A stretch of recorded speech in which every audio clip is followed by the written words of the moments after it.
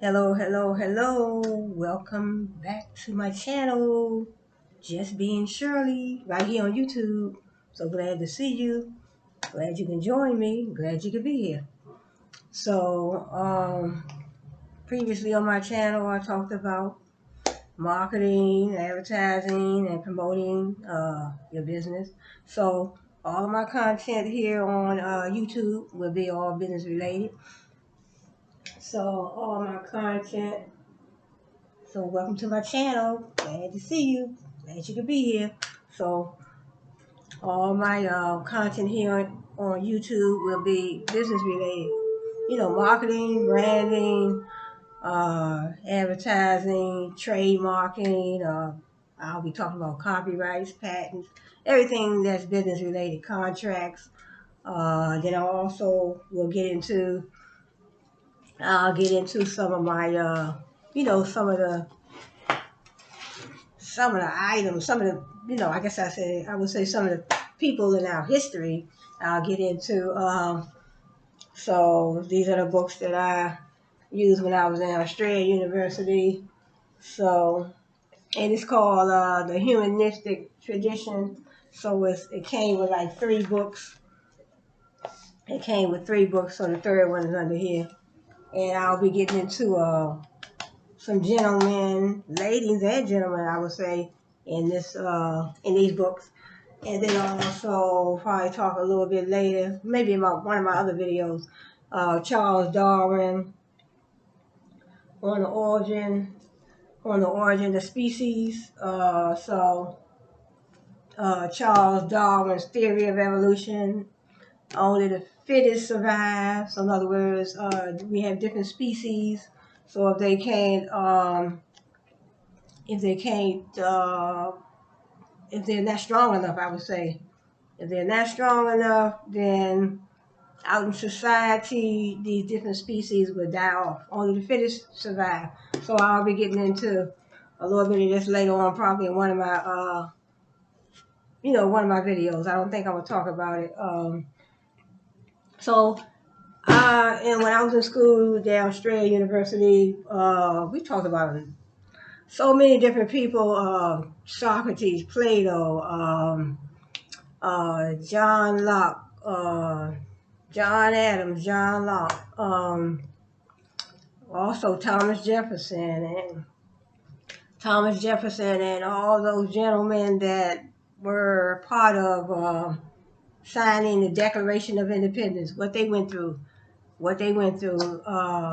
because it was to the king and the queen, of Great Britain. It was, and to them, it was an act of treason. So they were all, some of them were killed, some of the families were killed, and it was something. So I'm not going to get into that in this video, but so there's so many things that I want to talk about on my channel.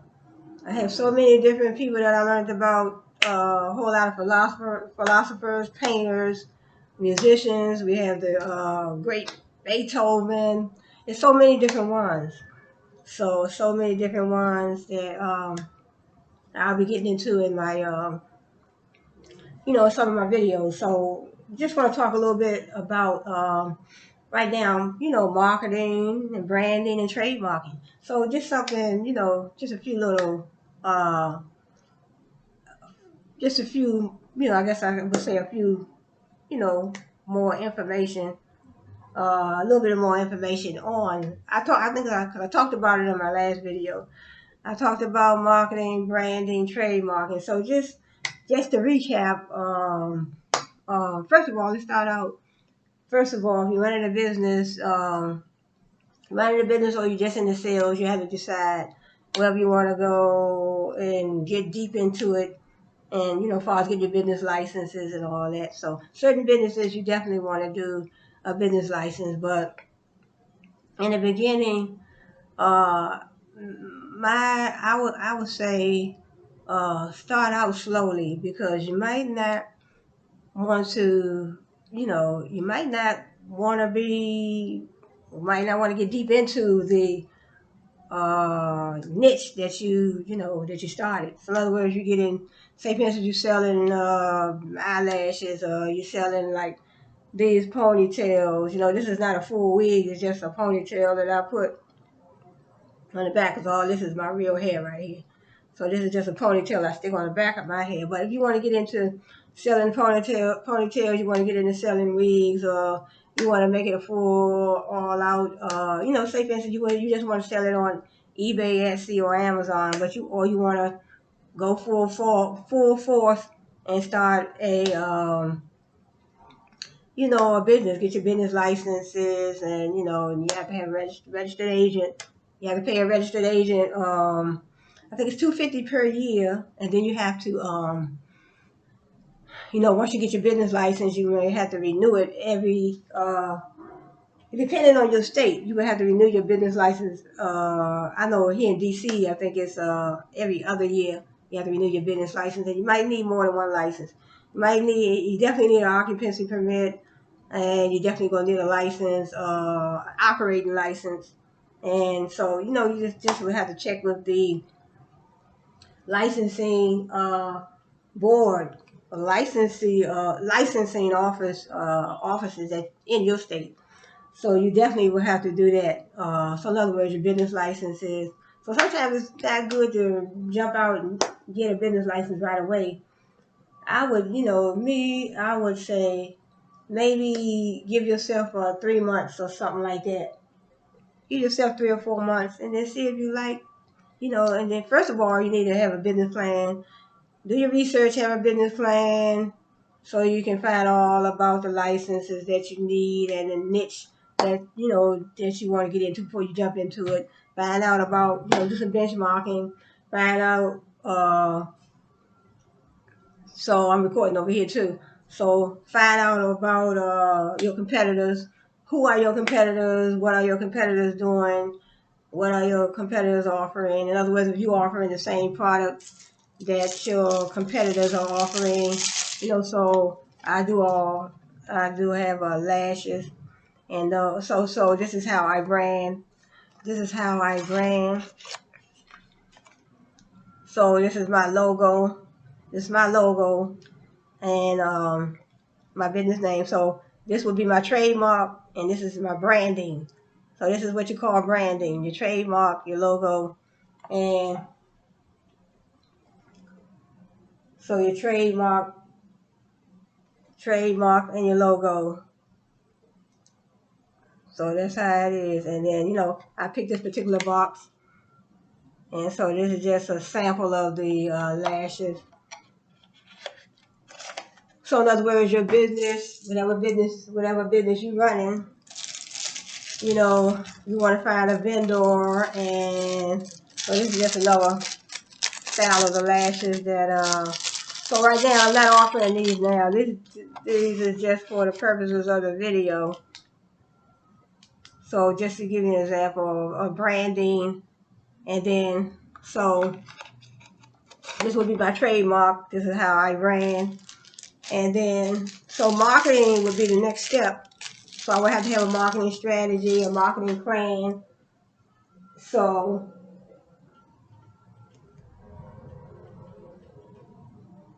I would have to have a marketing strategy, a marketing plan, so I can get my products out to my customers.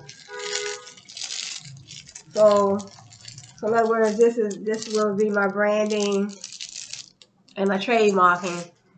So that I can also go down to or do it online, USPTO offers for a trademark. But once you start using your logo, your labels, you have somewhat of a, you have somewhat of a trademarking protection. But you can also go down to and get everything done legally.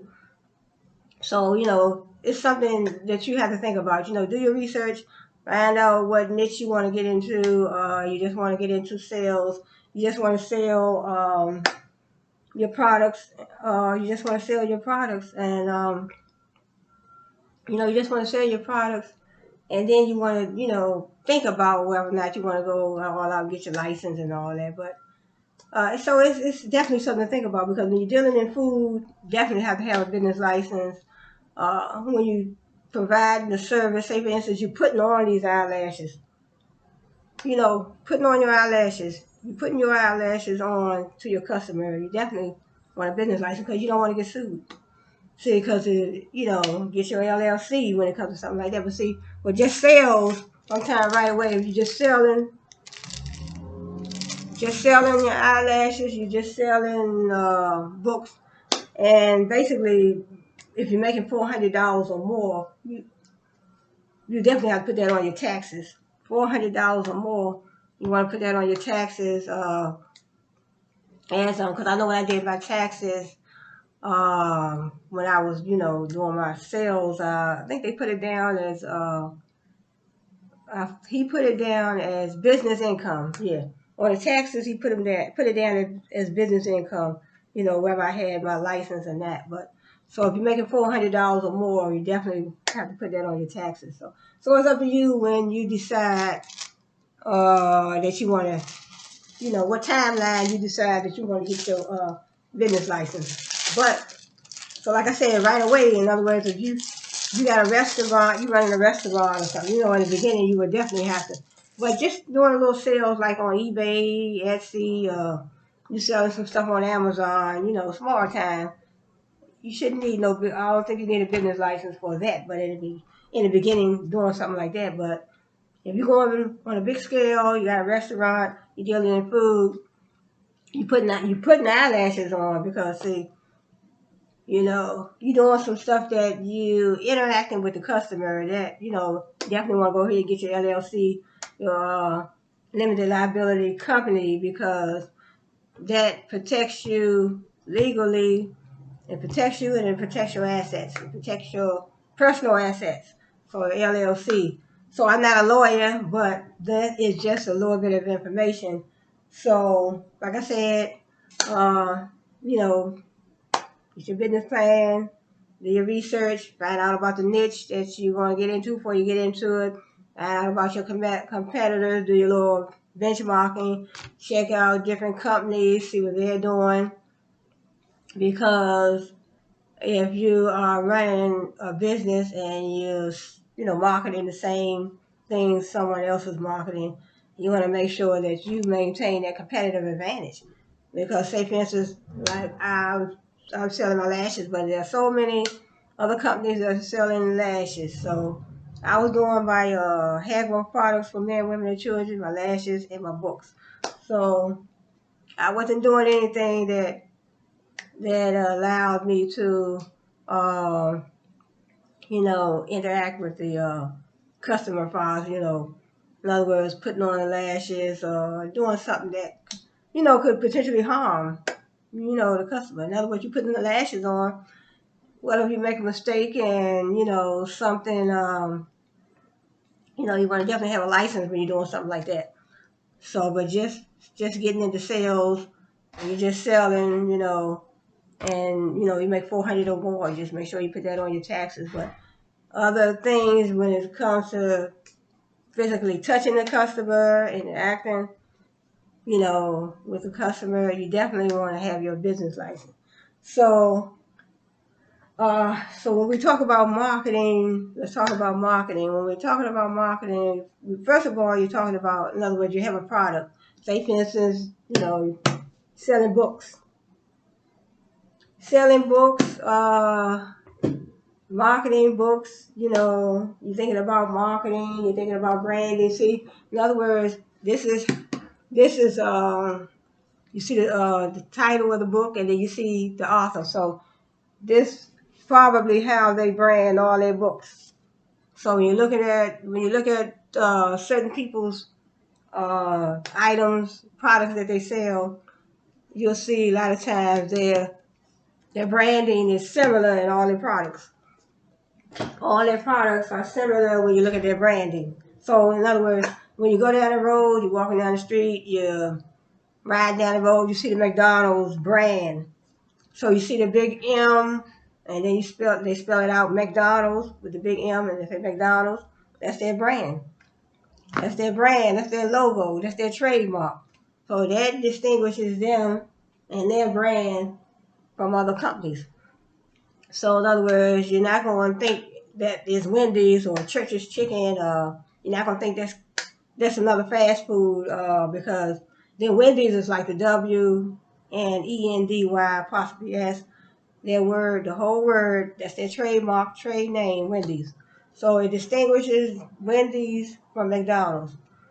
So when you see that, that distinguishes them from uh, McDonald's and Wendy's, and the different ones. We have KFC, that's Kentucky Fried Chicken.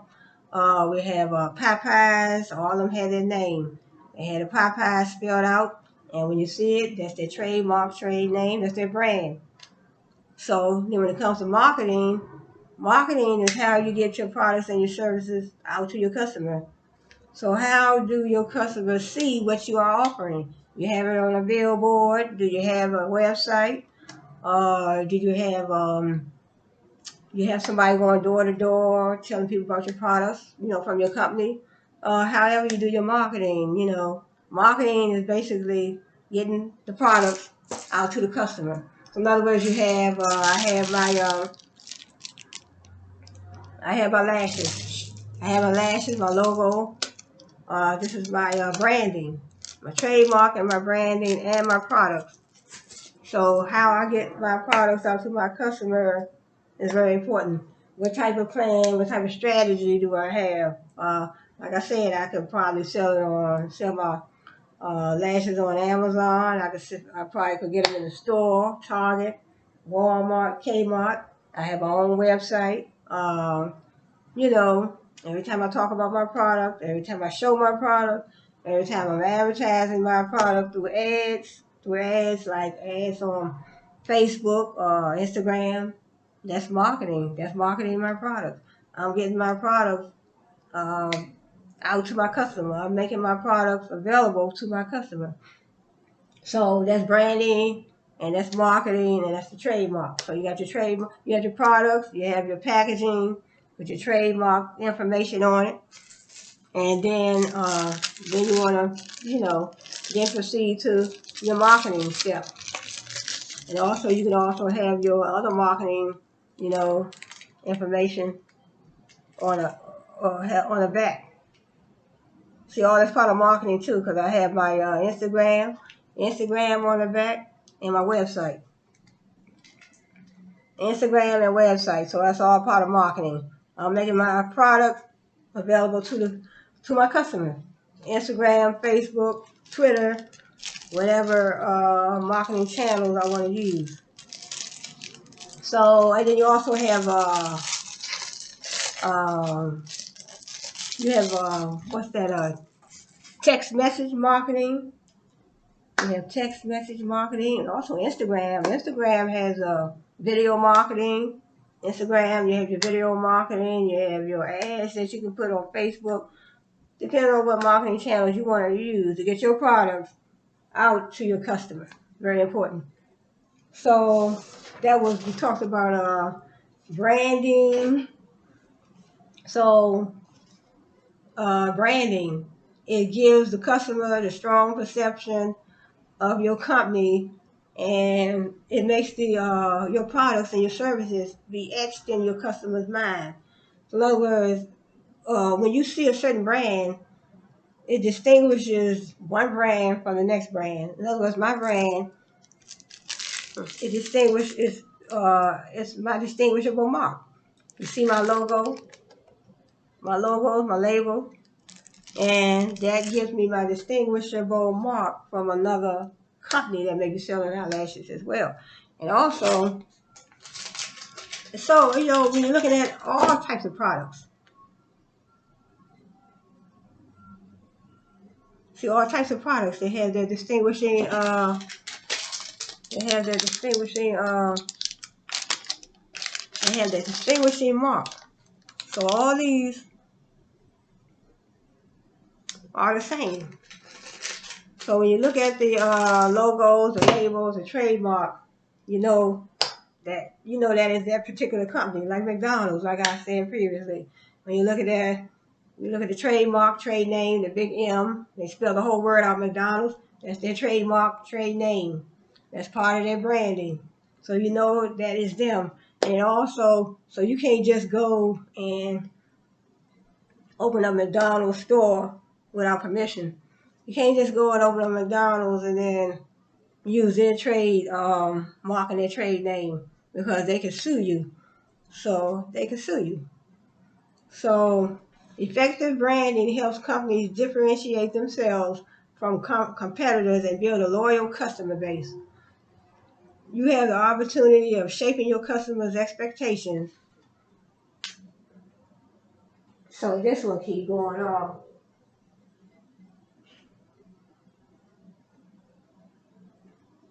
So you have the opportunity of shaping your customers' expectations and creating a unique bond that goes beyond the buying and selling relationship. So having that distinguishable, unique trademark, trade name is very important. Okay, marketing, getting potential clients or customers interested in your products and services. So in other words, it implements the growth. It implements, in other words, a huge growth strategy. So a nice trademark, distinguishable, unique trademark is very important too. And well, some trademarks is just like a simple couple letters. Sometimes it's just sometimes it's simple like Starbucks. They have a simple trademark, but it's still distinguishable. So when you look at the Starbucks trademark trade name, uh, it's easy. It's easy to recognize from the next brand. So in other words, it distinguishes you. It sets you apart from the next company. Because you don't want to be a company that's going to infringe on somebody else's trademark, trade name, because that's a lawsuit. So you definitely don't want to be a company that does that. So let's get into a little bit of, let's talk about contracts. Okay, a contract is an agreement based on a mutual promise between two or more competent parties to do or to refrain from doing some particular thing that's neither illegal nor impossible. Okay, elements of a contract. A legally complete contract will arise between two parties with all six elements. All six elements of a contract are present: offer, acceptance, mutual assent, capacity, consideration, and legality. So offer, acceptance, mutual assent, capacity, consideration, and legality. So in other words, offer. In other words, if I offer somebody, say for instance, will you paint my house? Paint my house. I'll give you I'll give you $5,000 to paint my whole house, and you accept it. So I made an offer, you accept it. Mutual assent, we both agreed on it. Capacity, that means both parties are of legal age. Consideration is that something of value. So I made an offer. I made the offer. He accepted, and I presented him with the $5,000. That was a consideration. And legality, it was a legal contract. It was a legal agreement. It wasn't nothing illegal, like selling drugs or nothing like that. So it was legality. So all six elements of a contract, has to be available to make it a legally binding, fully enforceable contract. So an offer is a proposal made by one party to another indicating a willingness to enter into a contract. The person who makes an offer is called the offeror. The person to whom the offer is made is the offeree. Making the offer is actually the first step in creating a contractual relationship between the two parties. Because of its position of importance, the offer must be seriously intended. So that's an example that I gave the other day. The offer had to be seriously intended. Because I made an example of, hey, will you wash my car? wash my car, I give you $20, but that I didn't have any serious intent behind, when you wash my car. In other words, you have to have all 6 elements: offer, acceptance, consideration, mutual assent, legality. So that didn't have really none of the elements that made it a fully enforceable contract. Because of its position of importance, the offer must be seriously intended, clear and definite, and communicated to the offeree. If these requirements are met, the offeree may choose to accept or reject the offer. And then we have acceptance. In most cases, only the specifically identified offeree has the right to accept an offer. In other words, I offer you offer this person or this company, say, hey, paint my house, you know, usually they give you the price, but this is just for an example. I'll give you $5,000, so I'm the only one that can make that. Both of us basically will be the only two that can make the offer and acceptance. So in most cases, only the specifically identified offeree has the right to accept an offer. Acceptance means that the offeree agrees to be bound by the terms set up by the offerer in the offer.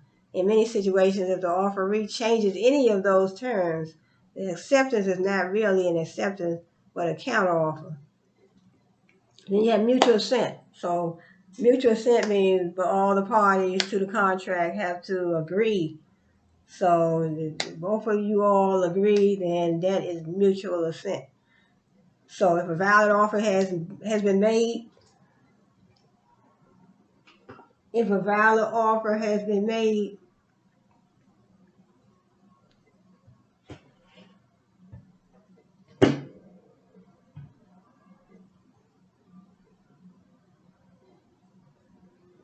so I was recording over there, but I'll just do that one next. If a valid offer has been made by the offerer and the valid acceptance has been made by the offeree, then the parties have agreed to the terms and mutual assent to exist between them. Mutual assent is sometimes called a meeting of the minds. So offer, acceptance, mutual assent, both all parties agreed to the contract. And then we have capacity, the fourth element necessary to make a contract complete is capacity. Capacity is the legal ability to enter into a contractual relationship. The law has established a general presumption that anyone entering a contract relationship has the legal capacity to do so. However, this presumption can be attacked. Minors are generally excused from contractual responsibility. Persons deprived of the mental ability to comprehend and understand contractual obligations, and people under the influence of alcohol or drugs may have the right to abandon their contracts. In other words, capacity, you have to be of legal age. So that's another element. That's the fourth element. See, the fourth element necessary to make a contract complete is capacity. Capacity is the legal ability to enter into a contract. So you can't be a minor. So you can't be below 18. So if you're a minor, you can, if you are in a contract, you a minor, you below 18, you can rescind this contract. So you can't really enter into a contract with a minor because it's not going to be part of the legal binding requirement. So it says, however, this presumption can be attacked. Minors are generally excused from contractual responsibility. Persons deprived of mental ability to comprehend and understand, and people in other words, if you're not mentally stable, you're a minor, you are under the influence of alcohol and or drugs, you have the right to abandon your contract. And also one that they didn't mention here, duress. I think that's probably in one of the other elements. Is mentioned in one of the other elements. But duress, if you're under duress and you're forced to sign a contract, that will make it illegal too. Then we have consideration. So like I said, there's something of value. Somebody make an offer to you, say, hey, wash my car. You accept it. I'll give you $50, offering acceptance, mutual assent, both of you all agreed, consideration. The fifth element to any complete contract is a mutual exchange of benefits and sacrifices. This exchange is called consideration. Consideration is the thing of value promised to one party in exchange for something else of value promised by the other party. This exchange of valued items or services binds the parties together. Then we have legality. The final element of a binding contract is legality. Parties cannot be allowed to enforce a contract that involves doing something that is illegal. So you can't enter into no contract for the sale of drugs or dumping, to me, dumping dangerous chemicals in these landfills near people's homes. To me, I wouldn't even want to enter in that type of contract. But some illegal contracts involve agreement to commit a crime or to perform a tort. And you can't enter into no contract for something that's illegal. So that's what they're saying. Some illegal contracts involve agreements to commit a crime.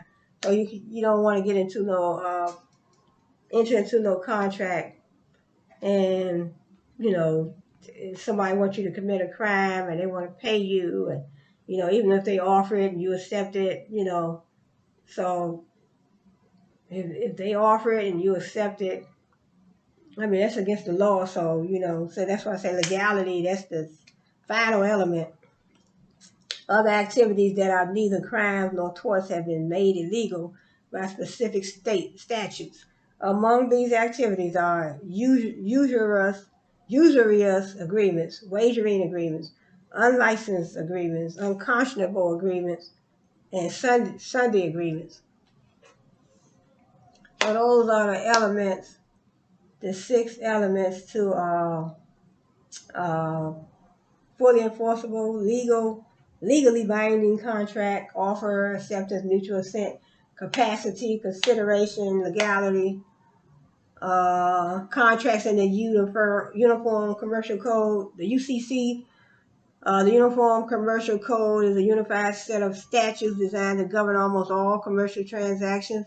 So the Uniform Commercial Codes, they dealing with the governing of commercial transactions. Article 2 of the UCC establishes the rules that govern sale of goods, contracts, all other types of contracts, including employment contracts and real property contracts, are governed by common law rules and certain special statutory provisions. Fortunately, in many cases, common law rules and UCC provisions are the same. So let's go down to contracts and privity. So in other words, if you're part of that contract, if you're one of the persons that is included in the contract, in the agreement, in making the agreement for the contract, you would have privy. You would be privy to certain information. So then this term here, privity, means that both parties must have a legally recognized interest in the subject of the contract. So that's what I was saying. You have both of the parties must have recognized interest in the subject of the contract. So privity. So let's see what other terms we have. We also have a valid contract is one that's legally binding and fully enforceable by the court. We have a void contract, one that has no legal effect whatsoever. So in other words, voided contracts means you voided, you wiped it out, it's just like it didn't exist. Just like just like when you write a check. You write a check, but then you didn't go to the bank to cash it, but you did a mobile. You have a check, but you did a mobile deposit with that particular check. So then you can just write void on a check because you did a mobile deposit. Now you can't then take that check and go to the bank and try to, after you did a mobile deposit in your bank account with that check, then you can't take that check and then go to the bank and try to cash it. So now you have to, write void on it. So that's a check. So that's sort of like a contract too. But a void contract is one that has no legal effect whatsoever. Then we have a voidable contract. Voidable, that means it can be it can be voided. So a voidable contract is one that may be avoided or canceled. Yep. It can be voided or canceled. A contract made by minors and one that is induced by fraud or misrepresentation are examples of voidable contracts. In other words, you did a contract with a minor that is called a voidable contract. You can void that contract. That minor can void it. You can void it.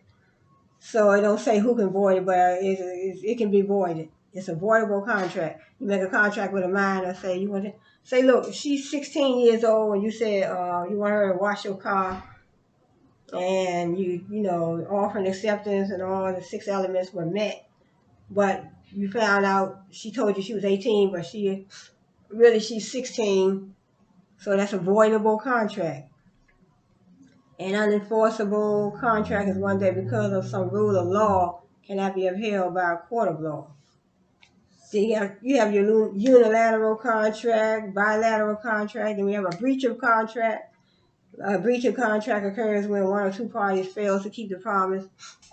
So in other words, you breached your contract when you had a contract that you refrained from doing something. They said a contract could be a contract for you to do something or refrain from doing something. So you had a contract with, say for instance, you had a contract with the court or somebody saying that you won't smoke no cigarettes no more, but you went back and started smoking. You started smoking again. So you went back and started smoking again. You breached your contract because you had a contract to refrain from smoking, but you did not. You went back and started smoking. You started smoking, so you breached your contract. Okay, where there's a breach of contract, the injured party has the right to ask the court of law to remedy the situation. Okay, then we also, let's see, we have implied in fact contracts, we have implied in law contracts. Implied in law contracts can be imposed by a court when someone is unjustly enriched. It's used when a contract cannot be enforced or when there is no actual written, oral, or implied in fact agreement. Applying reasons of justice and fairness, a court may obligate one who has unfairly benefited at the innocent expense of another. Unfairly benefited at the innocent expense of another. So that's unjust enrichment. So in other words, you benefited at the innocent expense of another when you wasn't supposed to. So that's implied in law contract. That can be imposed by the court in that situation. So then we have there's so many different types of contracts. There's the formal contract, and then we have the informal contract. See, an oral or written contract that's not under a seal or is not a contract of record is considered an informal contract. So it's informal when it's not written. Yeah, formal contracts are written down. So you have a formal contract where it's written out, and then you have to sign it. That's formal, but informal is not written. See, an oral or written contract that's not under the seal, or it's not a contract of record, is considered an informal. In other words, it don't have a seal. It can be, I guess they said it can be oral or written. In other words, contracts can be spoken orally through word of mouth, or it can be written down.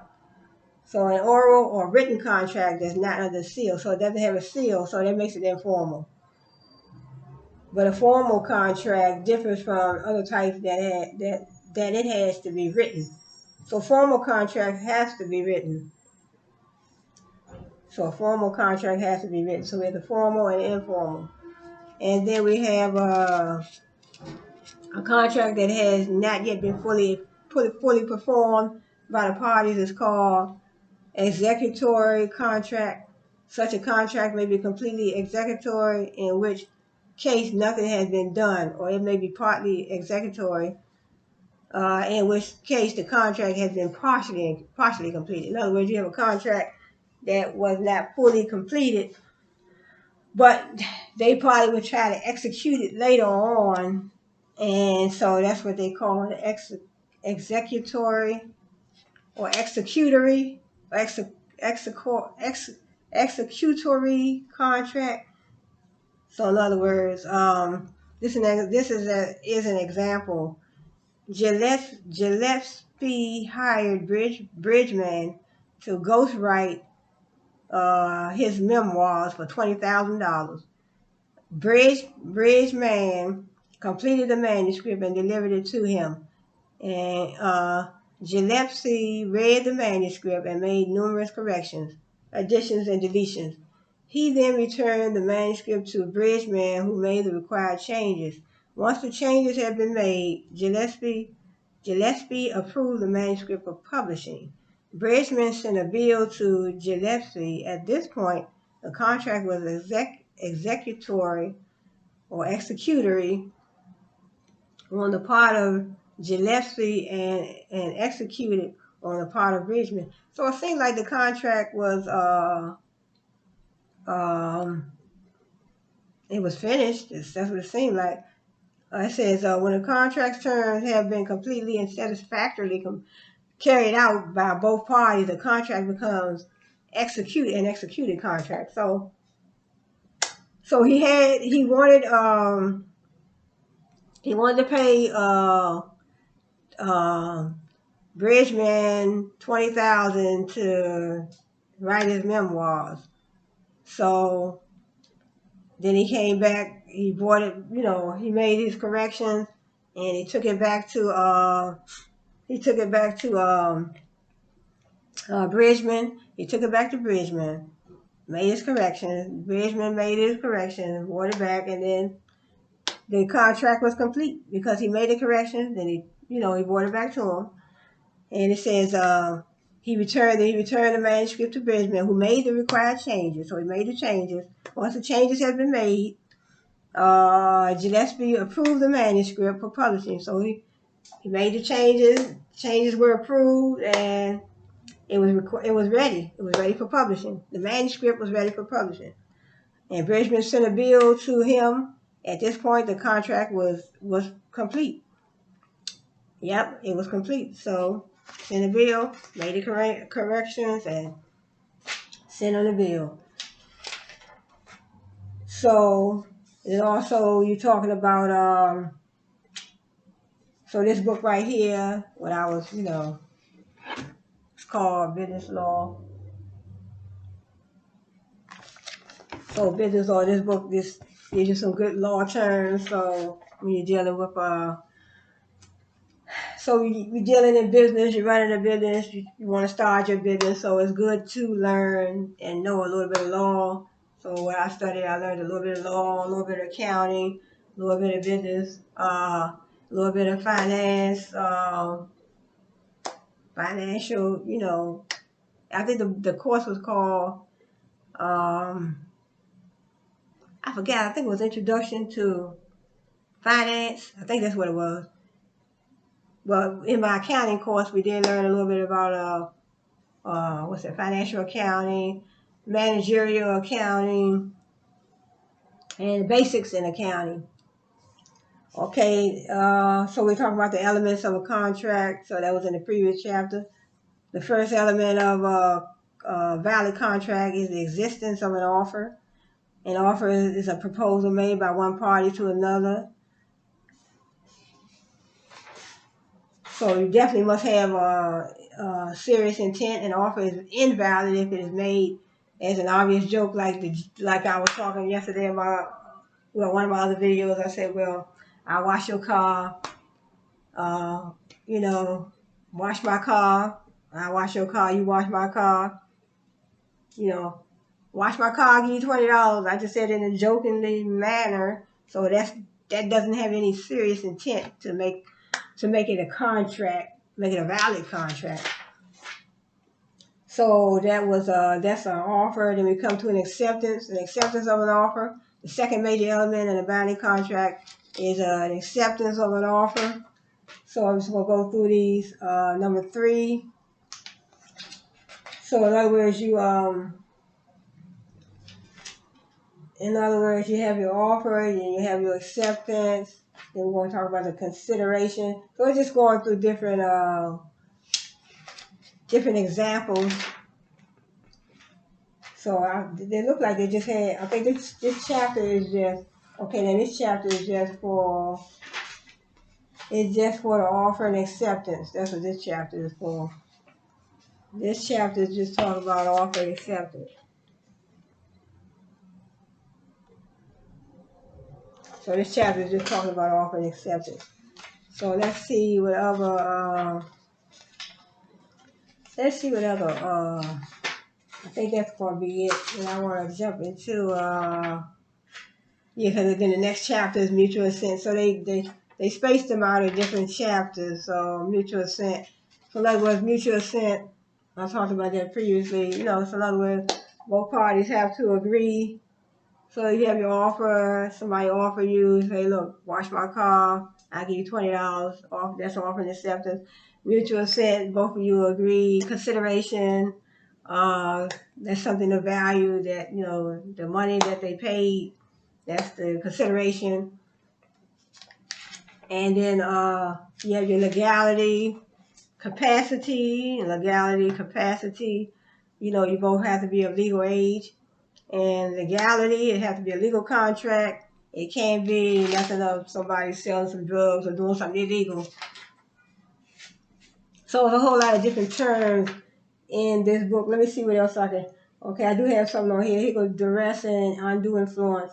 Duress and undue influence have one thing in common. They rob a person of the ability to make an independent, well-reasoned decision to enter a contractual relationship freely.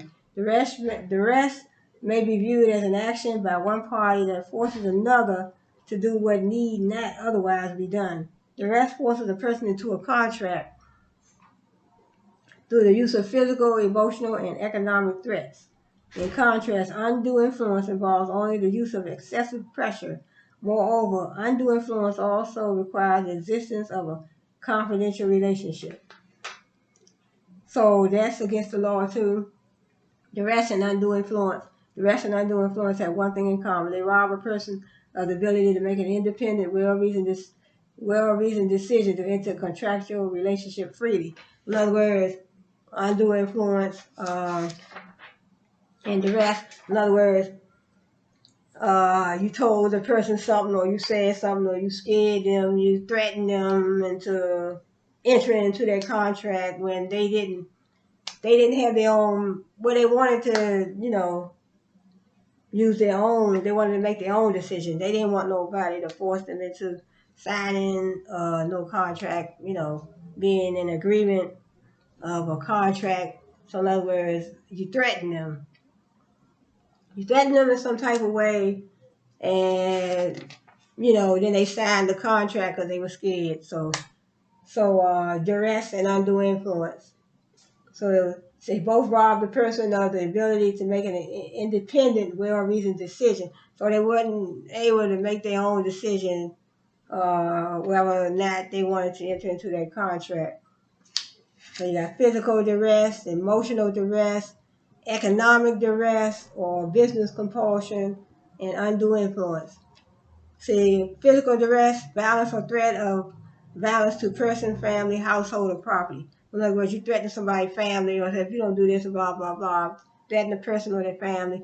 You don't sign this contract, then, I'm a blah, blah, blah. Your family and you going to be sorry.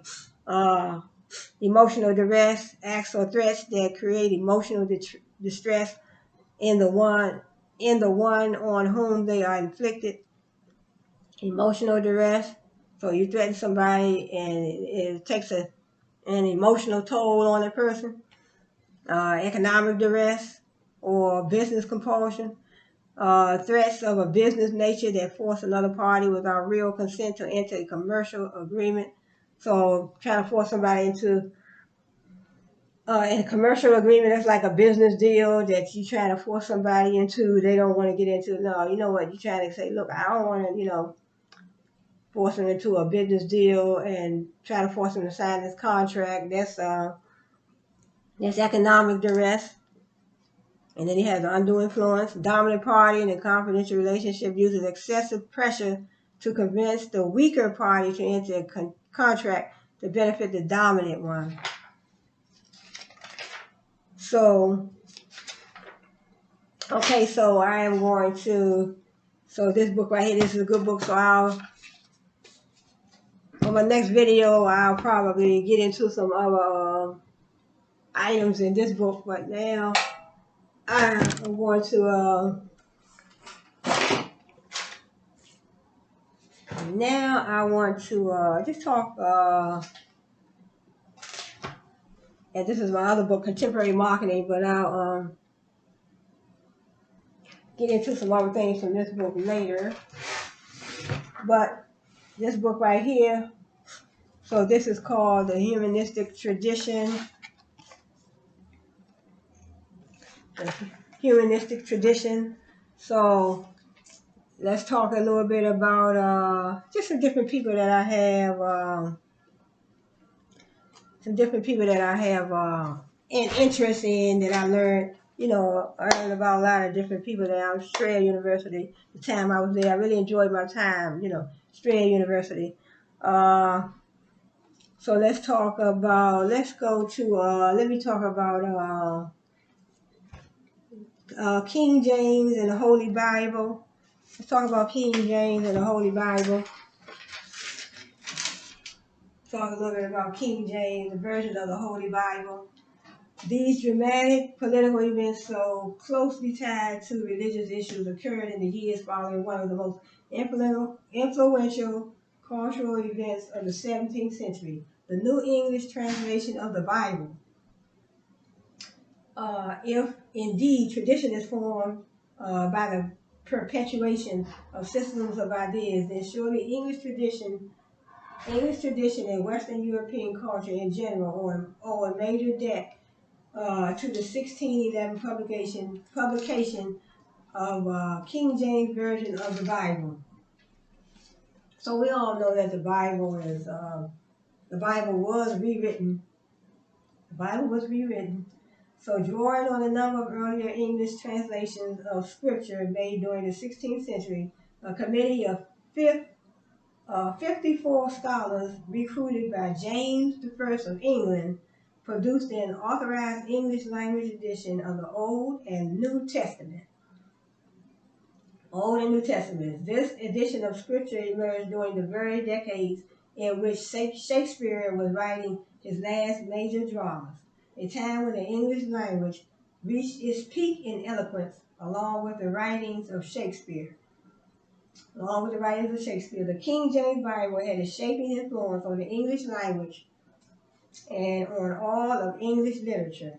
The new translation of Scripture preserves the spiritual fervor of the Old Testament Hebrew and the narrative vigor of the New Testament Greek. Like Shakespeare's poetry, the language of the King James Bible is majestic and compelling. Some appreciation of these qualities may be gleaned from comparing the two following translations. The first, a 16th century translation based on St. Jerome's Latin Vulgate edition and published in the city of Douay in 1609, lacks the concise language, the poetic imagery, and the lyrical rhythms of the King James Version. The second example, which, though deeply indebted to 16th century English translations, also drew directly on the original Hebrew text. So let's just talk about King James Version of the Holy Bible. So let's talk a little bit about Kepler and Galileo. Kepler and Galileo.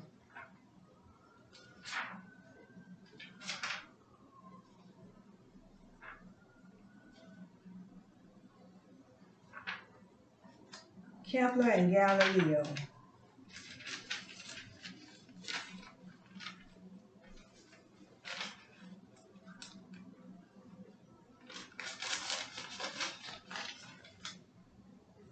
Okay, Kepler and Galileo. Second. Okay. A scientific revolution and a new learning.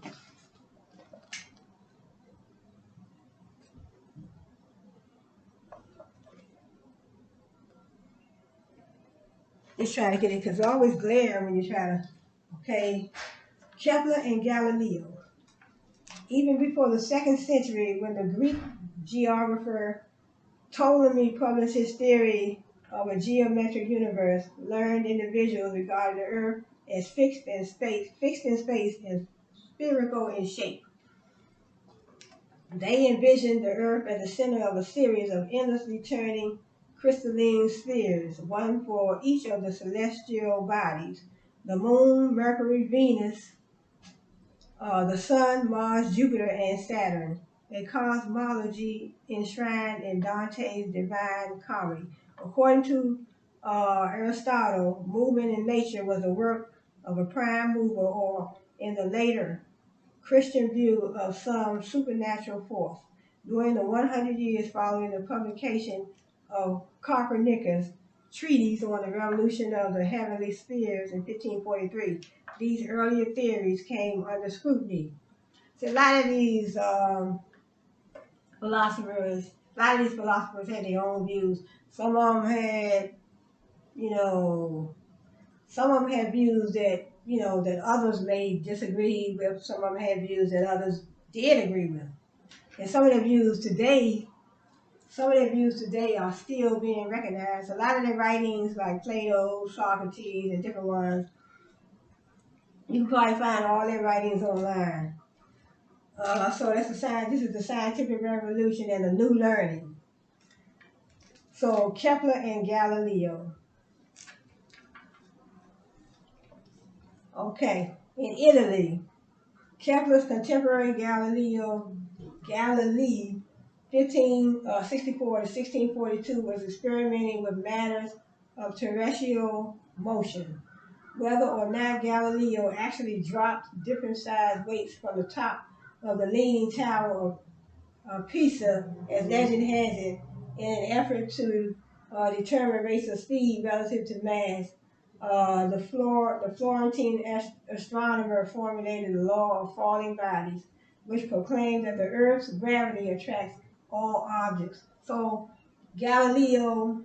Kepler. So Kepler and Galileo, they were kind of at odds with each other. So it said Kepler's contemporary Galilei, he was experimenting with matters of terrestrial motion.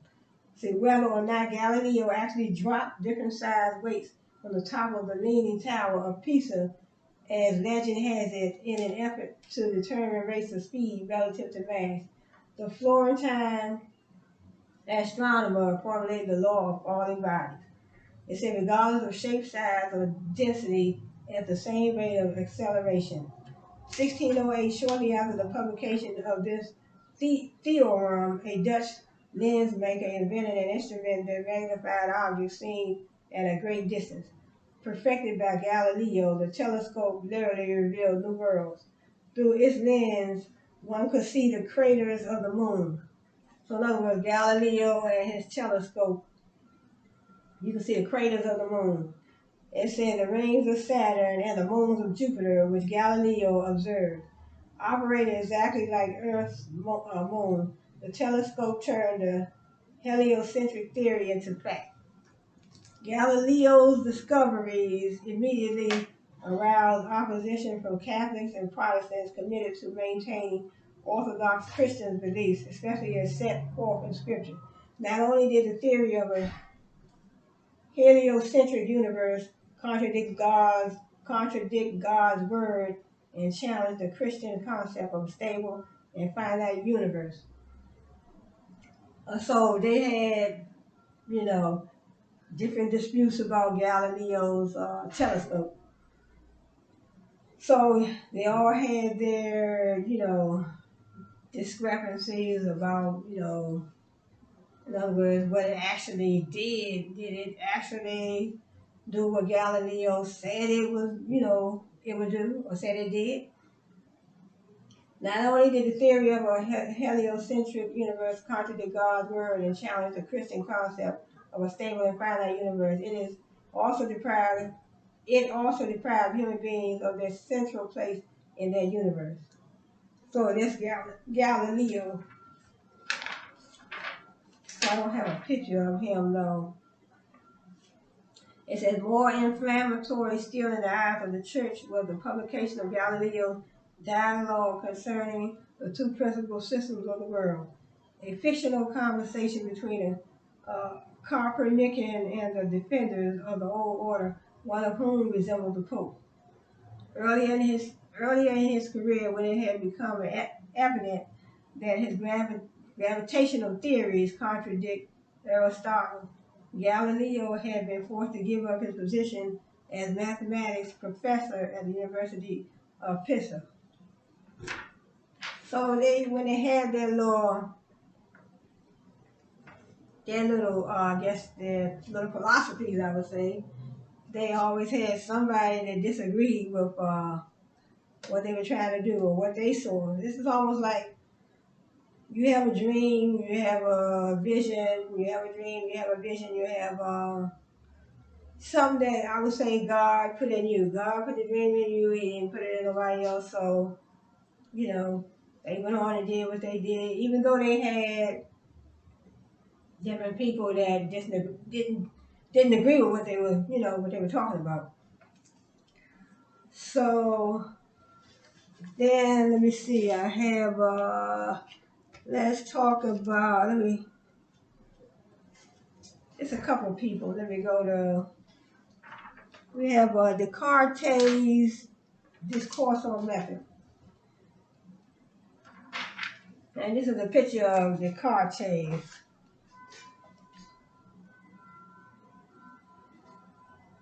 That's Descartes.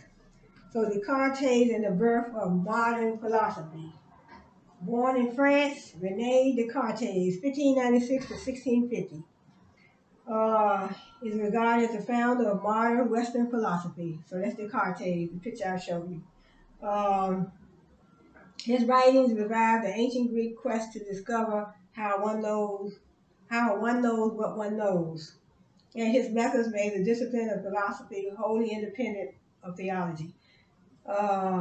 Descartes, the supreme rationalist, valued abstract reasoning and mathematical speculation. Descartes did not deny the importance of the senses in search for truth, but he observed that our senses might deceive us.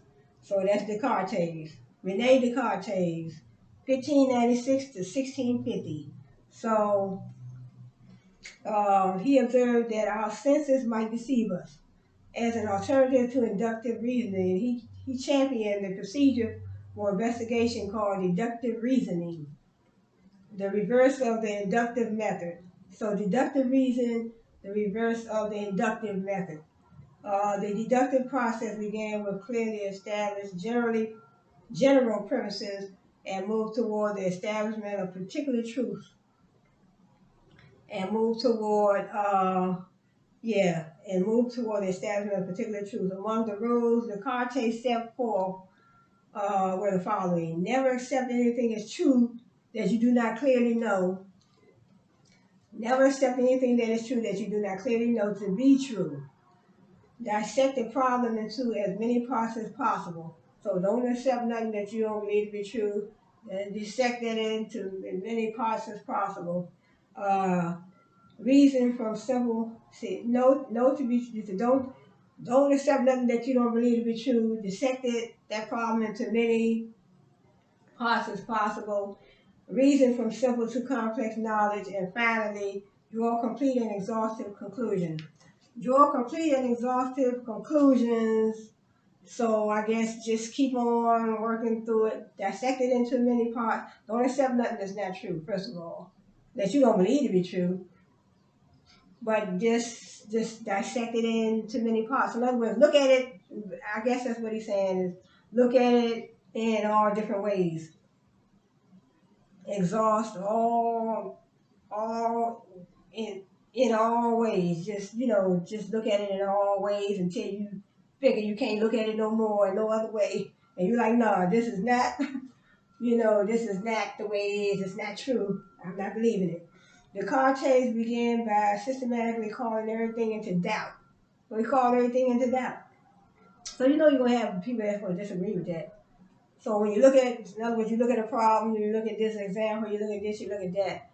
And then when you first look at it, you already doubting it, somebody, it's going to be somebody somewhere down the line that's going to disagree with that. Descartes began by systematically calling everything into doubt. He then proceeded to identify the first thing that he could not doubt. He couldn't doubt his existence as a thinking individual. Right, you can't doubt that. Because you can't doubt your existence because you know you're here. You're here, he's here, we're here, I'm here. He then proceeded to identify the first thing that he could not doubt, which is his existence. This one clear and distinct idea of himself as a thinking thing.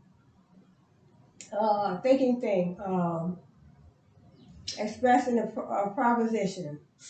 Okay, it says, for Descartes, the clear and unbiased mind was the source of all natural understanding.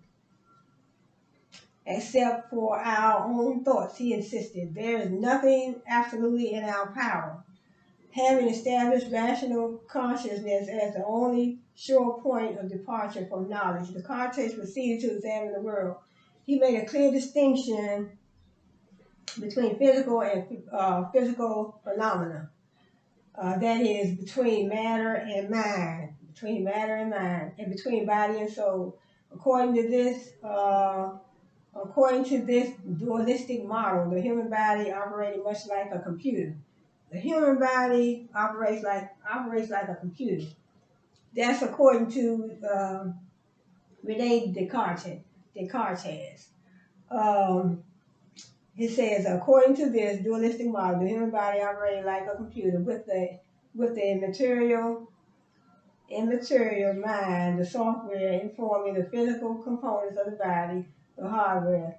The Cartesian view of the human mind as a thinking substance distinct from the human body dominated European philosophic thought until the end of the 19th century and still has some strong adherents today. So in other words, like I said, some of these people, a lot of these philosophers that I learned about, and I have 3 books, so I'll be bringing information from all 3. So in other words, they're saying that his views are still strong today.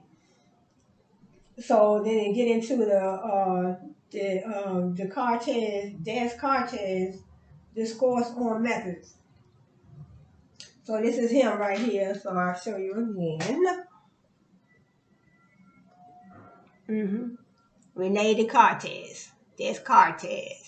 So they look, and he look kind of old in this picture. I don't know, but it says this is his discourse on methods. I do not know that I ought to tell you the first meditations they are made by me, for they are so metaphysical and so unusual that they may perhaps not be acceptable to everyone. And yet at the same time, in order that one may judge whether the foundations which I have laid are sufficiently secure, I find myself constrained in some measure to refer to them. For a long time I have remarked that it is sometimes requisite in common life to follow opinions which one knows to be most uncertain. So follow somebody else's opinion could be uncertain, exactly as though they were indisputable, as has been said above. But because in this case I wish to give myself entirely to the search after truth, I thought that it was necessary for me to take an apparently opposite course and to reject as absolutely false everything as to which as to which I could imagine the least ground of doubt, in order to see if afterwards there remained anything in my belief that was entirely certain. So it says, I thought that it was necessary to me for me to take an apparently opposite course and to reject as absolutely false everything as to which I could imagine the least ground of doubt, in order to see if afterwards there remained anything in my belief that was entirely certain. So in other words, he's saying, so this is a long, his discourse method is very long. It's part 4. And see all this with you. All this right here on this page, right here.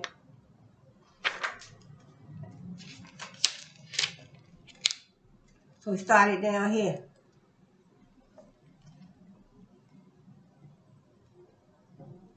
So at the bottom. But in other words, he was saying that at first he started out, in other words, when he started looking at things, he automatically had a problem with it. He automatically had a problem with it. He thought it was false when he first looked at it. See, he said, I thought it was necessary for me to take an apparently opposite course and reject an absolutely false everything. So in other words, he wanted to believe everything was false. When he first looked at it, he thought it was false. I guess he thought it was false until he was able to prove that it wasn't how he thought it was. So that's just Rene Descartes, and then we have John Locke. So we have John Locke. I think John Locke I have on. Yeah, John Locke's essay concerning human understanding. So then we have John Locke's essay concerning human understanding. Every man being conscious, this is John Locke. Every man being conscious to himself that he thinks, and that which his mind is applied about willful thinking, being ideas that are there, it is past doubt that men have in their minds. Several ideas such as are those expressed by the words whiteness, hardness, sweetness, thinking, motion, man, elephant, army, drunkenness, and others. It is in the first place then to be inquired how he comes by them. I know it is a received doctrine that men have native ideas and original characters stamped upon their minds in their very first being.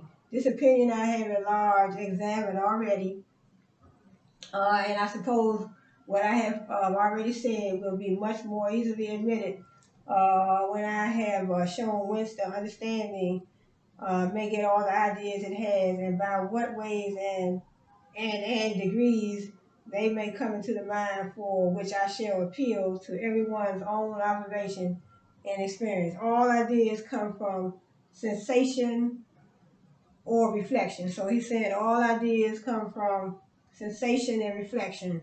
And this is John Locke. Let us then suppose the mind to be, as we say, white paper, void of all characters, without any ideas. How comes it to be furnished? Whence comes it by that vast store which the busy and boundless fancy of man has painted on it with an almost endless variety? Okay, the objects of sensation, one source of ideas. First, our senses, conversant about particular sensible objects, do convey into the mind several distinct perceptions of things. So our senses gives us a perception of certain things. So our senses gives us a certain perception of things. It says, he says, they do convey into the mind several distinct perceptions of things, according to those various ways wherein those objects do affect them. And thus we come by those ideas we have of yellow, white, heat, cold, soft, hard, bitter, sweet, and all those which we call sensible qualities, which when I say the senses convey into the mind, I mean they from external objects convey into the mind what produces those perceptions. This great source of most of the ideas we have, depending wholly upon our senses and derived by them to the understanding, I call sensation. In other words, he calls sensation. When you think about these certain terms, he's talking about when we have yellow, we have white, we have heat, we have cold, we have soft, we have hard, bitter, and sweet. Those comes under sensation. This great source of most of the ideas we have depending wholly upon our senses. So we can sense, we have the smell, the touch. Something may be cold, something may be hot. So that's what he's talking about. Let's see what else he's saying. It says the operations of our minds. The other source of them. Secondly, the other foundation, the other fountain from which experience furnishes the understanding with ideas is the perception of the operations of our own mind within us, as it is employed about the ideas it has got, which operations when the soul comes to reflect on and consider do furnish the understanding with another set of ideas which could not be had from things without. And such are perception, thinking, doubting, believing, reasoning, knowing, willing, and all the different actings of our own minds, which we being conscious of and observing in ourselves, do from these receive into our understandings as distinct ideas as we do from bodies affecting our senses. This source of ideas every man has wholly in himself, and though it be not sense as having nothing to do with external objects, yet it is very like it, and might properly enough be called internal sense. But as I call the other sensation, so I call this reflection. So the ideas it affords being such only as the mind gets by reflecting on its own operations within itself. By reflection, then, in the following part of this discourse, this is discourse from John Locke. In the following part of this discourse, I would be understood to mean that notice which the mind takes of its own operations. The mind takes of its own operations, and the manner of them, by reason whereof there come to be ideas of these operations in the understanding. These two I say, viz., external material things as the objects of sensation. So he's saying material things as the objects of sensation, and the operations of our own minds within as the objects of reflection are to me the only originals from whence all our ideas take their beginnings. So he's saying all our ideas take their beginnings from the objects of the sensation, like you touching something cold, feeling something cold, something hot. So it says these two I say with viz, external material things. So anything that's external, not within our bodies, but external. So I say viz, external material things as the objects of sensation. Objects of sensation. External things, the object of sensation, and the operations of our minds within, as the objects of reflection, are to me the only originals from whence all our ideas take their beginning. So in other words, all our ideas take their beginning from a lot of the external, the external things that we come across in our life. All our ideas are of the one All our ideas are of the one or the other of these. The understanding seems to me not to have the least glimmering of any ideas which it doth not receive from one of these two. External objects. This is John Locke. External objects furnish the mind with the ideas of sensible qualities. So external objects. So I guess he's saying that external objects kind of influences our mind to think a certain way, to maybe do something in a particular way. External objects furnish the mind with the ideas of sensible qualities, which are all those different perceptions they produce in us. And the mind furnishes the understanding with ideas of its own operations. These, when we have taken a full survey of them, and their several modes, combinations, and relations, we shall find to contain all our whole stock of ideas, and that we have nothing in our minds which did not come in one of these two ways. So in other words, we don't have nothing in our minds, that's what he's saying, that didn't come in those two ways. See, these, when we have taken a full survey of them, and their several modes, combinations, and relations, we shall find to contain all our whole stock of ideas, and that we have nothing in our minds which did not come in one of these two ways. Let anyone examine his own thoughts,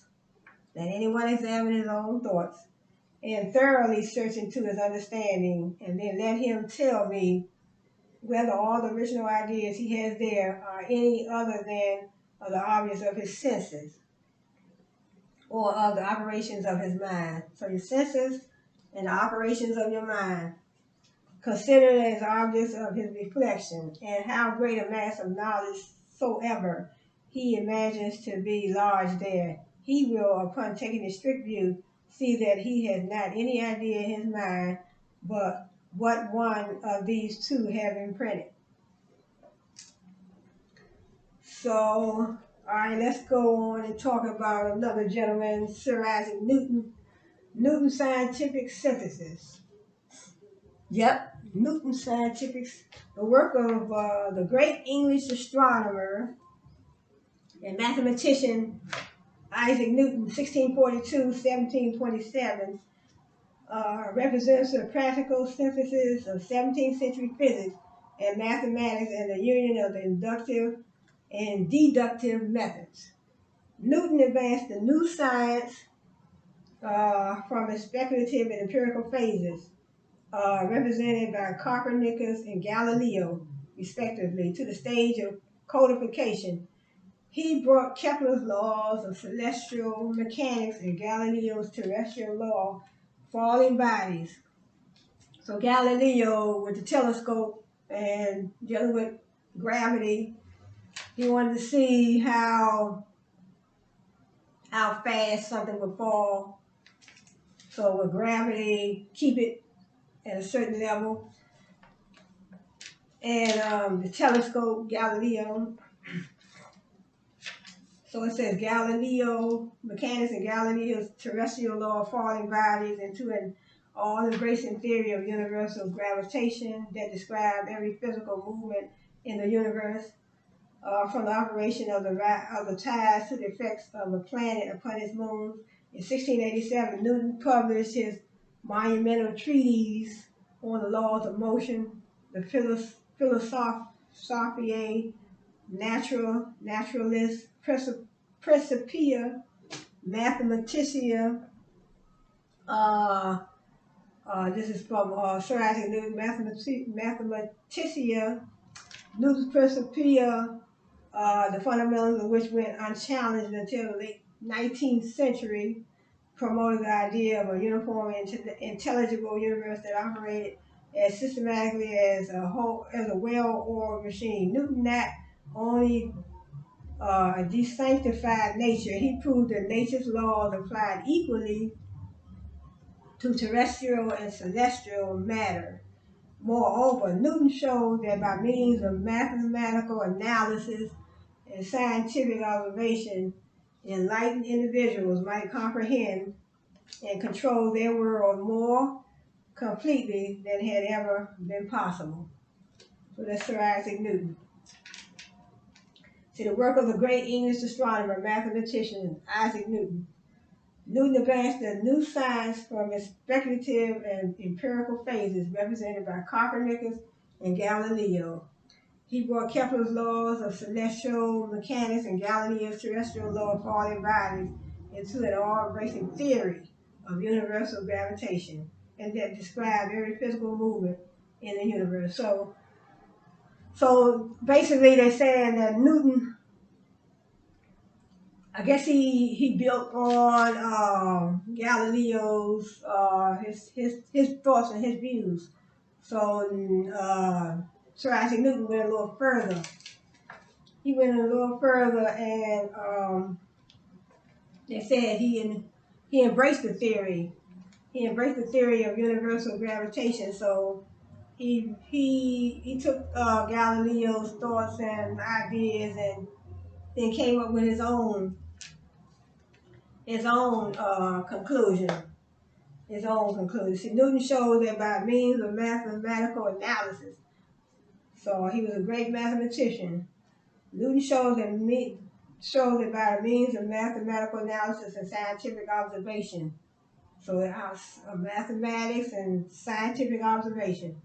The enlightened individuals might comprehend and control their world more completely than had ever been possible. So that's Sir Isaac Newton. But they just give you a little bit of information on. I don't have no picture of him on here.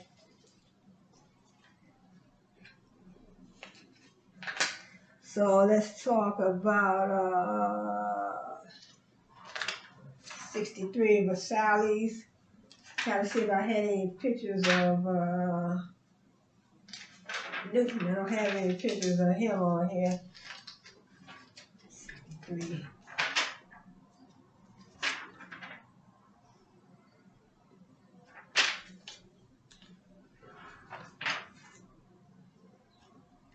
So let's talk about Versailles, symbol of royal absolutism. Versailles, the symbol of royal absolutism. The French royal family traditionally resided in Paris at the palace known as the Louvre, but King Louis, who detested Paris, moved his capital to a spot from which he might more directly control the nobility and kept them dependent upon him for honors and financial favors. So that was Louis. So I'm just going to briefly go through this. In 1682, the French court finally established itself in the apartments of this magnificent unfortified chateau. More than a royal residence, Versailles was in its size and splendor the symbol of Louis' absolute supremacy over the landed aristocracy, the provincial governments, the urban councils, and the Estates General. So this is the Versailles, the symbol of royal absolutism. And this is a picture of Versailles, the North Flower Bed, Versailles. This is how beautiful it looks.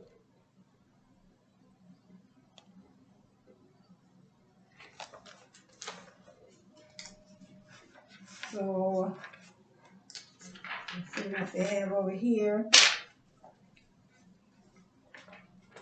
So the grandeur and majesty of Versailles made it the model of hundreds of palace estates. So it was a beautiful estate. It was a beautiful estate. The grandeur and majesty of Versailles made it the model for hundreds of palace estates and city planning projects in both Europe and America for the next 2 centuries. Les Vauban-Facade became the prototype for the remodeled Royal Palace in Paris. The Louvre, designed by Claude Perrault, 1613 to 1688, the East Facade of the Louvre echoes the basic classical Baroque features of Louis' residence of Versailles. So that's where Louis was residing. The palace at Versailles housed Louis' family, his royal mistress, one of whom bore him 9 children, and hundreds of members of the French nobility whose presence was politically useful to Louis. Life at the court of the Sun King was both formal and public. A small army of servants, courtiers, ministers, and pet animals constantly surrounded Louis. So this is, I'll show you that again. So this is what it looked like. This is Versailles, and this is where King Louis was staying with his family. So that's where King Louis was staying. That's where King Louis was staying. So don't want to stay on one too long. Don't want to stay on. That was Louis. That was King Louis the 14th. That was King Louis the 14th. So I show you the Versailles, the palace that he was staying in. So then we have. Let's talk about Adam Smith. Adam Smith. Let's talk about Adam Smith. Let's talk a little bit about Adam Smith.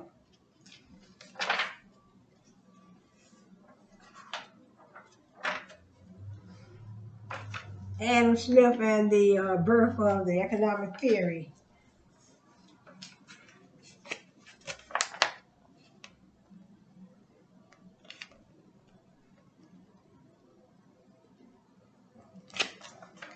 Adam Smith and the birth of the economic theory.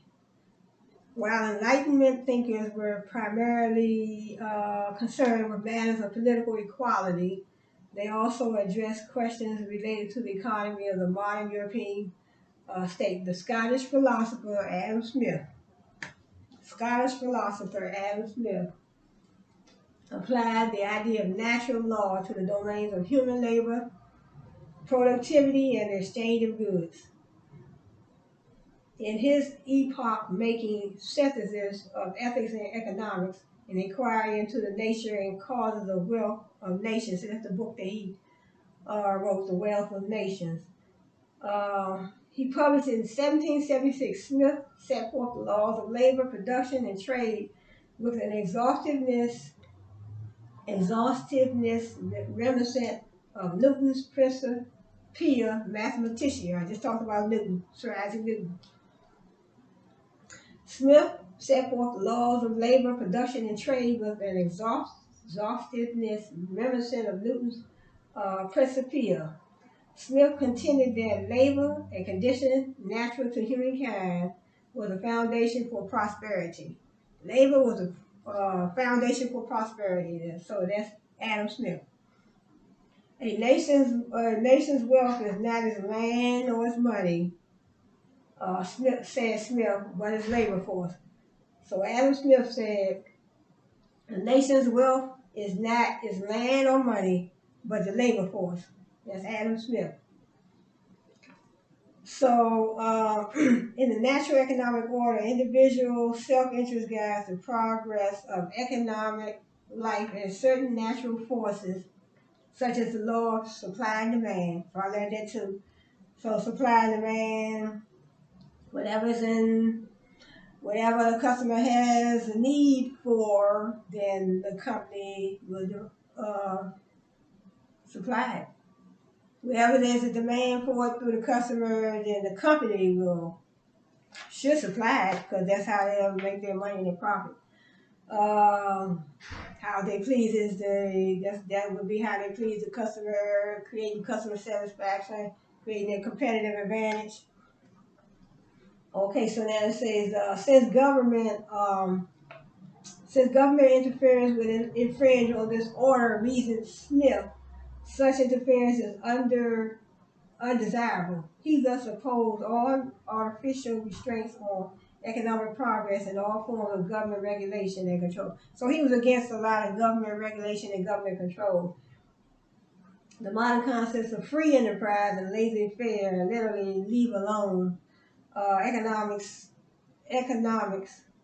spring from Smith's incisive formulations. In the following excerpt, Smith examines the origin of the division of labor among human beings and defends the natural and unimpeded operation of trade and competition among nations. So he said that, in other words, a nation's wealth is not the land and money, but the labor force. So that's Adam Smith. Labor force. So not the land and money, but the labor force. In other words, the labor force, I guess, when you're looking at your GDP, your gross domestic product, how much money you're bringing in, per year through all your, marketing all your goods and your services. So I guess that will also come under labor force. So, you working, the country is working, producing, and making all this money. So they said it's not the land. He said it's not the land and the money. It's the labor force. The labor force is the way that the country is going to be financed. So that's how you're gonna make. That's how different countries are going to make their money. Everybody working all over the world in these different countries, pulling in that money and bringing money into that economy. The labor force, filing taxes, and, from Smith's an inquiry into the nation and causes of the wealth of nations. So I would love to get me a copy of that book. The division of labor, for which so many advantages are derived, is not originally the effect of any human wisdom which foresees and intends that general opulence to which it gives occasion. It is the necessary, though very slow. They say it is the necessary. but I guess it is necessary. Oh, though very slow and gradual consequence of a certain propensity in human nature which has in view no such intense utility. The propensity to truck, barter, and exchange one thing for another. Yes, in other words, the propensity to truck, barter, and exchange one thing for another. That brings in, I guess that would be part of the uh, building. That would be, I guess, that would be one way to, uh, build your economy, build the economy financially, try to make your economy financially stable. It says, so this is from Adam Smith, and this is Adam Smith, an inquiry into the nature and causes of the wealth of nations. This propensity is common to all men and to be found in no other race of animals, which seem to know neither this nor any other species of contracts. Two greyhounds and running down the same hare have sometimes the appearance of acting in some sort of concert. Each turns her towards his companion or endeavors to intercept her when his companion turns her towards himself. This, however, is not the effect of any contract, but of the accidental concurrence of their passions in the same object at that particular time. Nobody ever saw a dog make a fair and deliberate exchange of one bone for another with another dog. Nah, not really. No, because they're going to fight over that bone. They're going to fight over that bone. In almost every other race of animals, each individual, when it is grown up to maturity, is entirely independent and it is not in its natural state and has occasion for the assistance of no other living creature.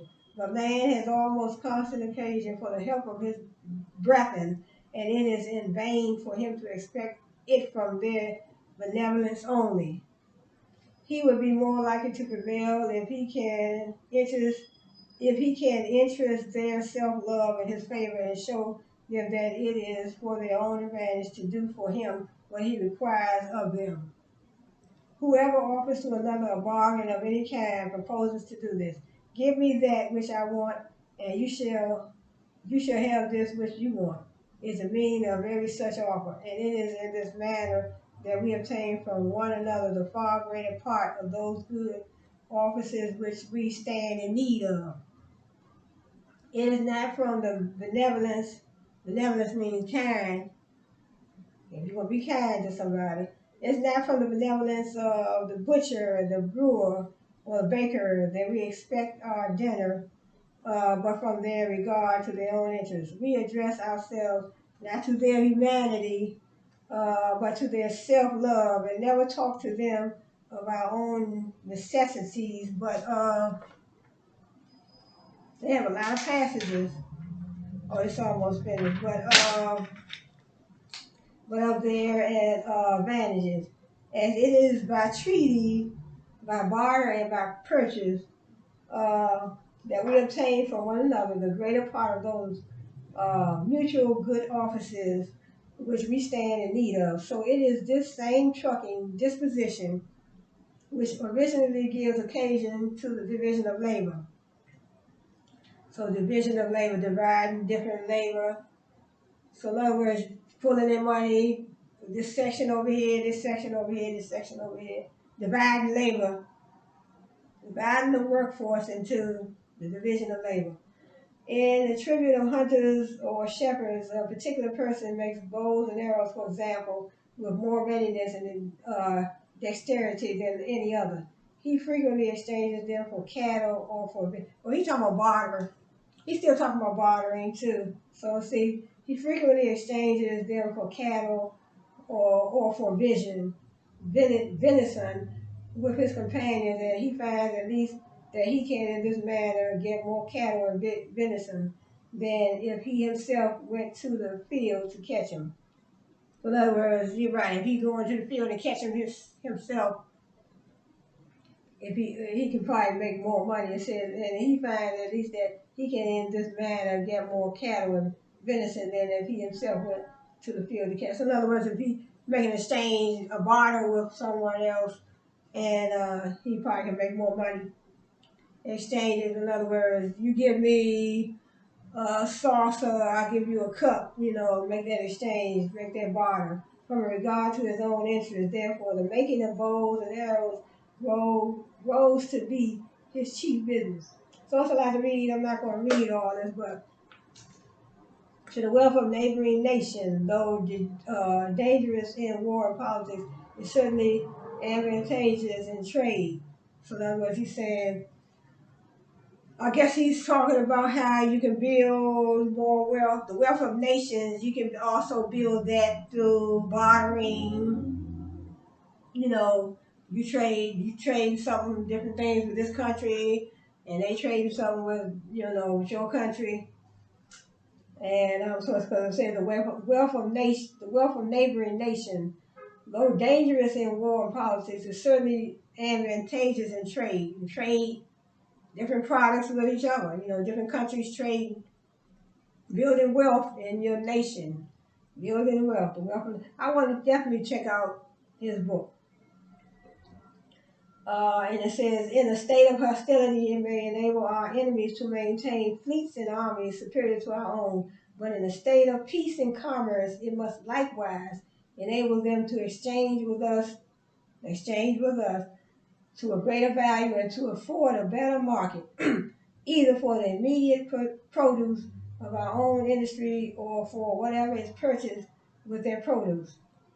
As a rich man is likely to be a better customer to the industrious people in his neighborhood than a poor, so is likewise a rich nation. So that sounds. So that was Adam Smith. That sounds pretty good. So let me go with one more.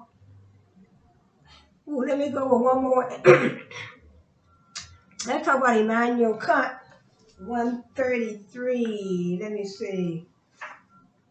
So it's so many different people. I will talk about some other people later. In these books, I have so many books. 133. There you go. So Kant's Mind World Revolution. I think it's right here.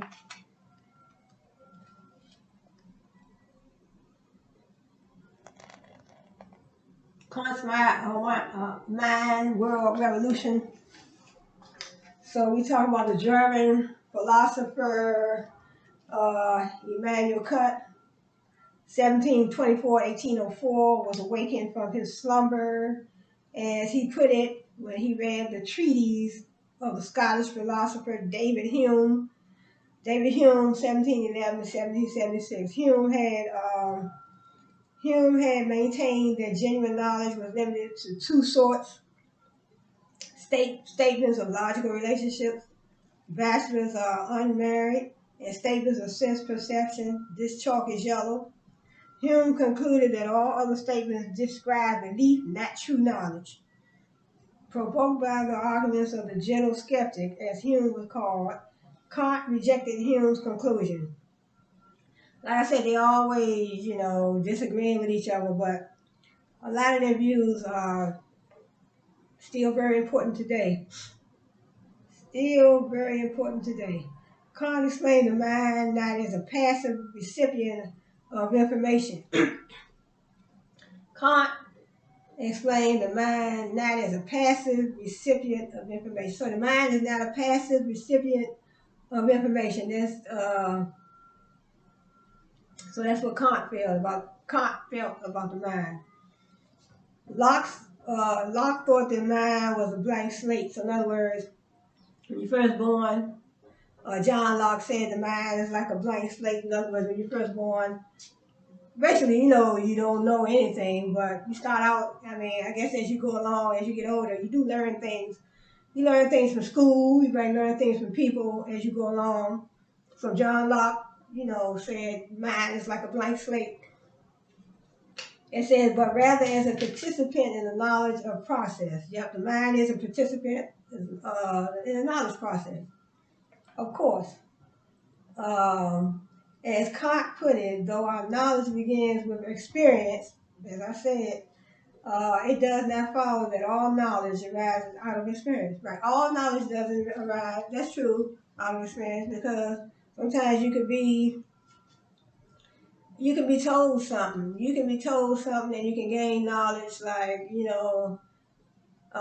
it doesn't have to be it doesn't have to be from experience because we're not going to experience everything in life. We might be told some things. We might stumble across something and you learn it that way. Like Henry David Thoreau, he's on Walden Pond when he said he went down to the pond, went too far from his house, and he said, "Look, I want to back life into a corner. I want to back life into a corner. I want to suck all the marrow out of life."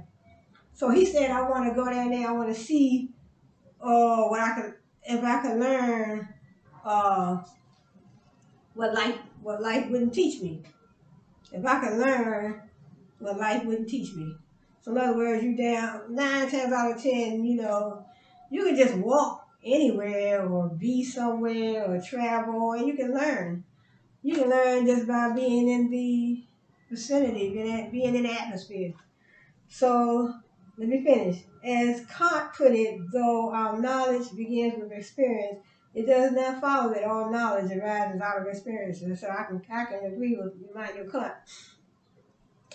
Concepts such as time, space, and causality, are not mere habits of the mind, but the innate conditions of experience itself. The forms of intuition, space and time, and the categories of thought, quantity, quality, relationship, and modality exist in the mind from birth. That's true. So in other words, quantity, quality, relationship, and modality exist in the mind from birth. So really, we don't know what.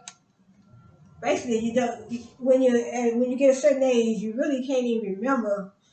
You really can't even remember what you felt when you were born because that's so far back. So we don't know really what we don't know when we were babies, when we were born. We don't really exactly know exactly what's in our mind. I mean, that's something to think about. I know my grandson was just born, and he's almost 2 months old now. So I'm thinking about something like this, but just reading this gives you something to think about because we can't. I know I can't remember back to when I was a baby, when I was 1 or 2 months old. Then you think about it, you say, wow, what does infants what's in their mind? They gotta have a mind. Once you come out of the womb, you gonna have a mind. But we don't know. We don't know what babies are thinking. We don't know when we were born, because you can't even remember back that far. So it says the forms of intuition. You have space and time, and the categories of thought. The categories of thought, quantity, quality, relationship, and modality exist in the mind from birth. Quantity, quality, relationship, and modality exist in the mind from birth, but I guess when you're born, you can, maybe when you're 1, 2, 3 years old, you can remember. Maybe maybe something like that now, you were just born. Maybe when you get a year old or 2 years old, we don't know. We don't know because, I said at this age, I can't remember nothing that happened when I was first born. I can't even remember back to when I was a year old. So, as far as I can remember back is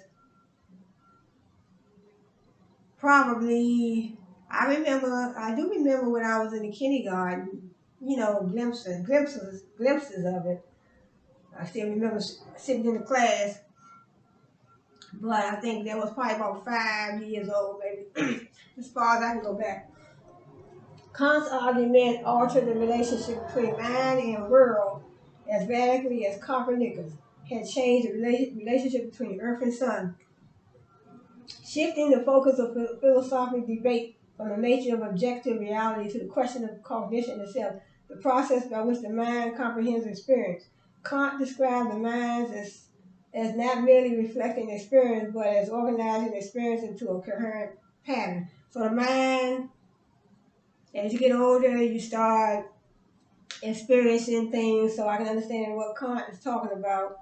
So in other words, Kant described the mind as merely Kant described the mind as not merely reflecting experience, but as organizing experience into a coherent pattern. So you organizing the experiences in a pattern. So as you go along, you learning as you go along, as you get older.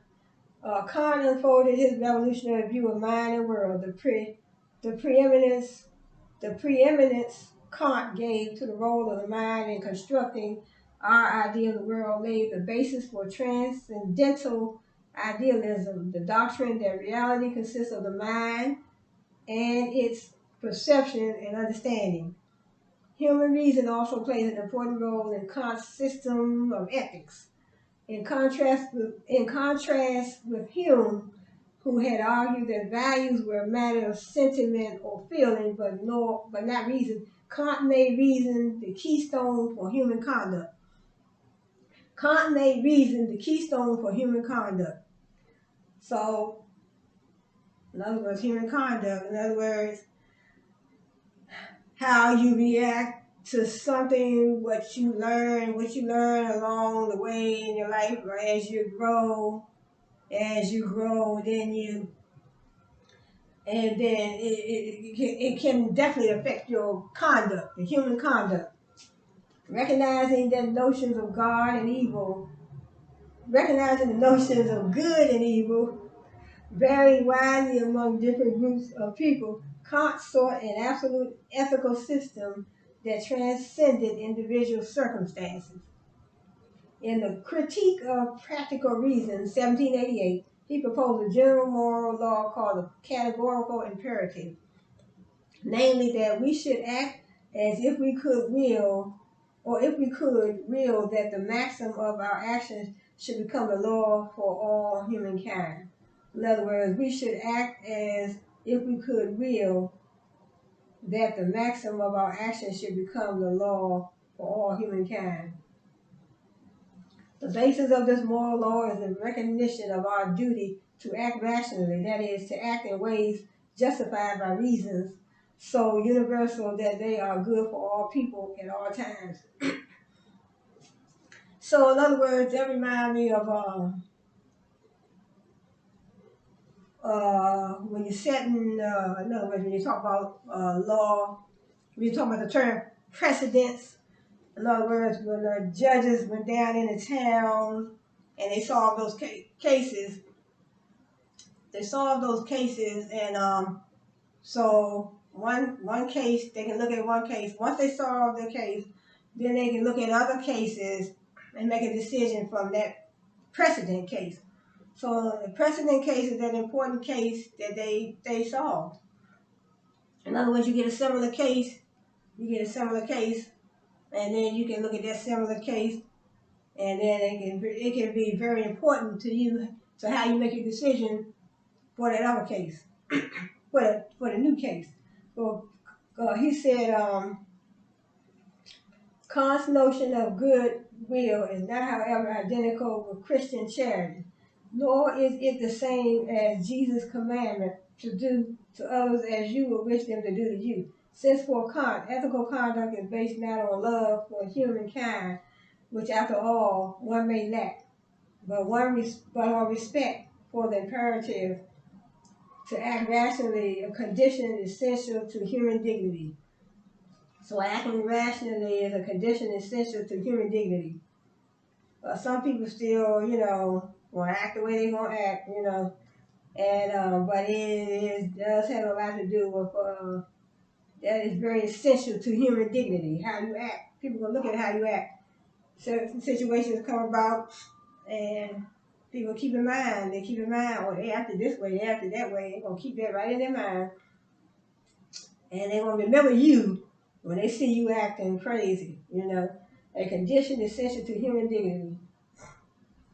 It said the basis of this moral law is the recognition of our duty to act rationally, We have a duty to act rationally, that is, to act in ways justified by reasons so universal that they are good for all people at all times. So in other words, you act in a certain way, and then Immanuel Kant, he feels that certain situations come about, you know, in other words, people watching you, act the way a reasonable person would act. So that's another term too that I learned. I think it was in I forgot the term, but it was a law term. In other words, if you act in other words, if you commit a crime, you commit this crime, you commit the crime, but you in other words, they're looking at you when a crime is committed. They looking at whether or not that could have been, I guess I would say prevented. If the crime could have been prevented, in other words, they look and say, hey, would a reasonable person have done things that way? In other words, I'm racing down the street in my car and drag racing. I'm drag racing my car, drag racing in my car, and then I'm just speeding. I don't care who out there in the street, and I'm running over people. I'm running people down. I'm drag racing on a regular road. Now, they can look at it and say, hey, now, would a reasonable person do something like that? No.